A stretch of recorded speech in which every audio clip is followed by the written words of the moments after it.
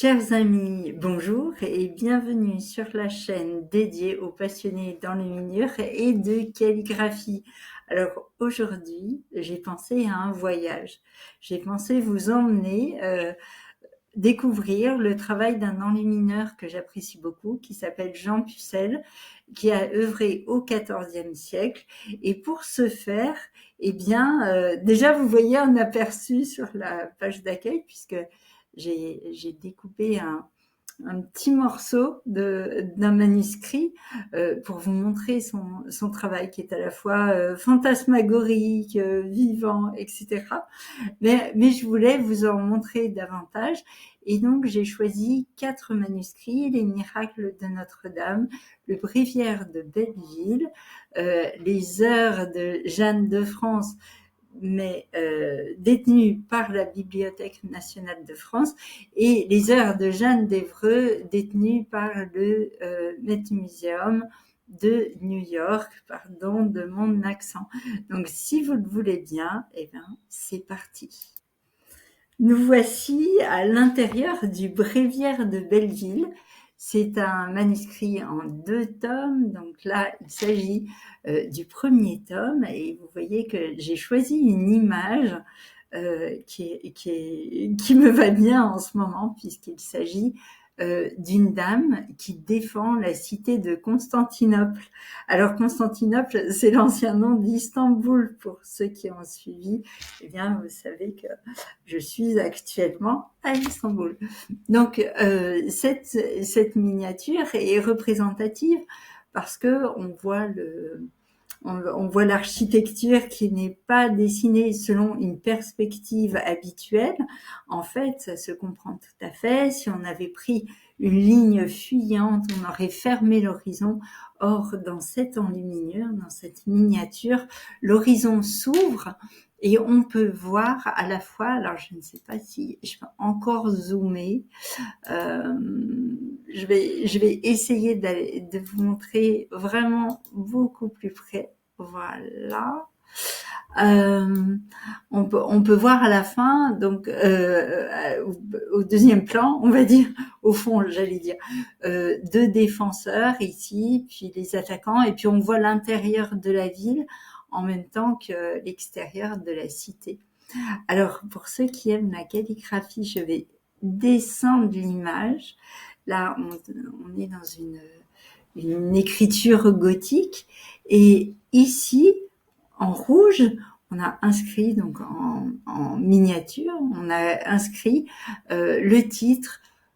Si vous pouvez lire avec moi, il s'agit de Comment Notre-Dame, donc le notre est résumé, défendit la cité de Constantinople. Et il s'agit bien de Constantinople.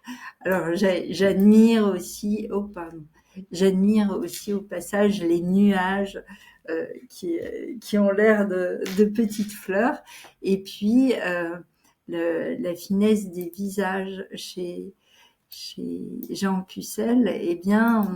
On a ces visages, je vais encore agrandir, non, au maximum, je crois. On a des visages très expressifs. Là, on voit la détermination, la peur, la colère, peut-être du côté des attaquants. Et puis un fond qui est à la fois rouge et bleu, et puis doré. Nous voilà au second manuscrit qui a été enluminé par Jean Pucelle. Il s'agit du bréviaire de Belleville. Donc j'ai choisi la partie hiver car nous sommes en hiver. Et l'endroit qui m'intéresse, c'est l'endroit où se trouve cette miniature. Donc on s'approche à grands pas de Noël. Vous reconnaissez la nativité avec la Vierge à l'enfant, Joseph qui est très pensif, des anges, des patriarches qui parrainent cette situation avec ce grand phylactère sans écriture, et puis en dessous la scène des bergers. Donc, vous voyez les points communs, ces visages, je peux encore zoomer, ces visages expressifs, la scène de la vie avec le petit mouton qui bêle devant la cornemuse, un mouton qui dort ou un berger qui marche en regardant en arrière, et puis cette finesse des drapés. Voilà, encore un peu descendre pour vous remontrer l'ensemble de la scène. Et, et voilà, cette délicatesse et en même temps ce mouvement, voilà ce qui me plaît beaucoup dans les enluminures de Jean Pucelle.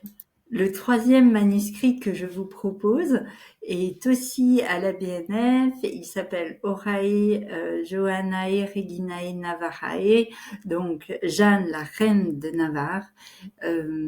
Du coup, on retrouve le même choix de couleurs, la même finesse des drapés.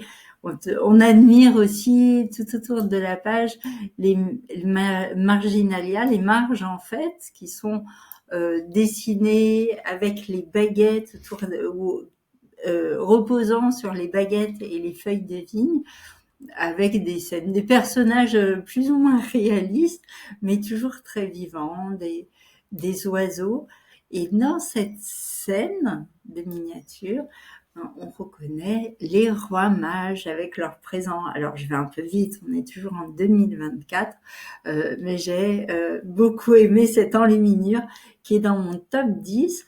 On peut s'apercevoir aussi ici que le ciel est rose avec la petite étoile du berger qui a guidé les rois mages sur place. Et puis, il y avait une finesse qui m'a passionnée. J'agrandis encore. Donc voilà, dans les coins, on a l'homme de la nature, c'est-à-dire un camailleux de bleu et puis un visage qui se dessine dans les feuilles. Le fond est en pointe de diamant. Ça fait un effet extraordinaire en jouant sur, encore une fois, la nuance de couleurs. Donc voilà, je vous l'agrandis de nouveau. Cette image des rois mages est vraiment dans mon top 10 des enluminures. Elle est magnifique.